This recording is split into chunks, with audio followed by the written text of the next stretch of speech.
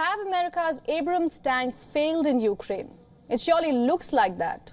Ukrainian crew working on the tanks have revealed a series of weaknesses and flaws. Let's tell you about their complaints.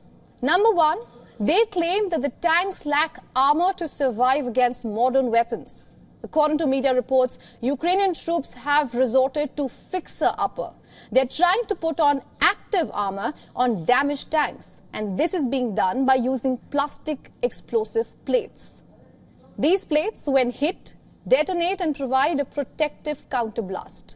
Imagine having to manually protect tanks that are supposed to protect you, and that are worth $10 million apiece. The problem isn't with the tanks exactly. When the US first received Ukraine's demand for the tanks, it was aware of the training and logistical challenges involved. According to reports, Ukraine has received their dumbed-down version of the tanks to begin with. These Abrams models are said to be custom-built for Kiev. They lack their hallmark depleted uranium armor plating. They are forced to use tungsten armor instead, and they also lack the sophisticated trophy activity protection system. Coming to number two, these are technical issues, even in tanks that have just been shipped to Ukraine. The soldiers claim that in rain or fog, condensation can fry the electronics inside the vehicle. Number three, the tanks are enormous. They aren't well suited for Ukraine's geography and infrastructure. There's mud, there's snow. The girth and weight of the tanks is way too much for some of the local bridges. Another issue is ammunition. Much like other parts of the Ukrainian front line, the troops say that they seem to have the wrong type of ammo. They have expressed frustration that the tanks were made for a NATO style of warfare and that the tanks need to be backed by air defense and artillery. Ukraine doesn't have any of it. Simply put, the tanks seem out of place in the Ukrainian battlefields, which brings me to my next point. The front lines are ever-changing. Much of the Ukrainian front line is now dominated by self-destructing attack drones, and these tiny and accurate devices can swarm infantry.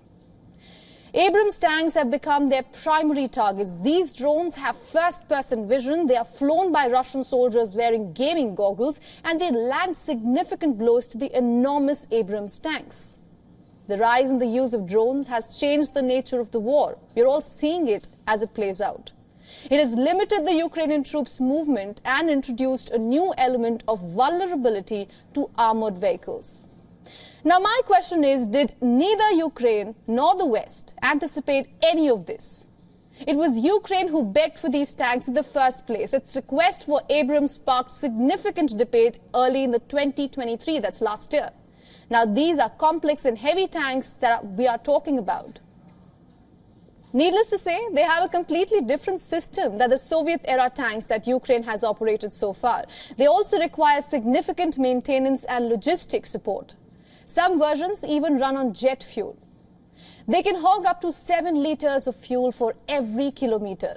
So that begs the question, did Ukraine not know what it was asking for?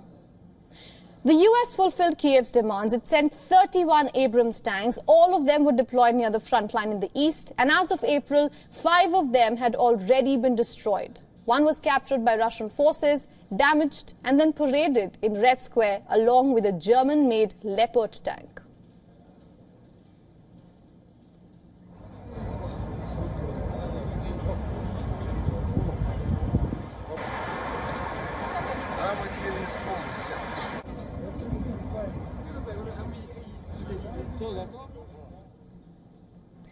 The tank's poor performance has been mocked by Russian analysts. Some have even dubbed them as empty tin cans. Kiev's allies have slowly blurred the lines, the red lines that they themselves called it. They are altering restrictions for the equipment they once refused to supply. France is reportedly in talks with Ukraine to send military trainers. F-16s may arrive in Ukraine in the months ahead. Belgium has promised this to Ukraine. But will it really help is the question. What if Ukraine manages to lose them in the war as well? For all the latest news, download the WION app and subscribe to our YouTube channel.